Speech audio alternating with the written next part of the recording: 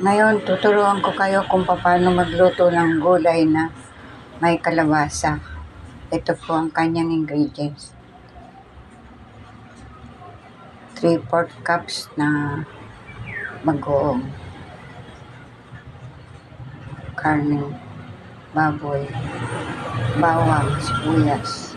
Ngayon po, umpisahan ko na kung paano lutuin ang gulay na ito.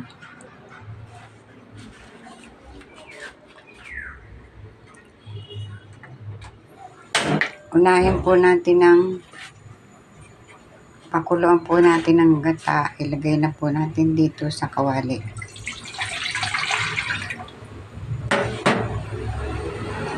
Pakuluan po natin. Ilagay po natin ang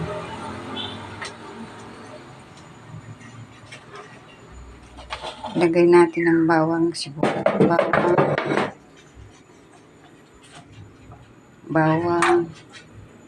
sibuyas,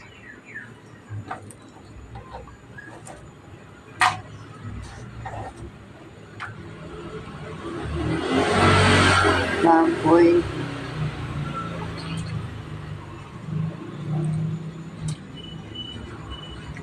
at bagoong na alamang. Hintayin po natin itong kumulo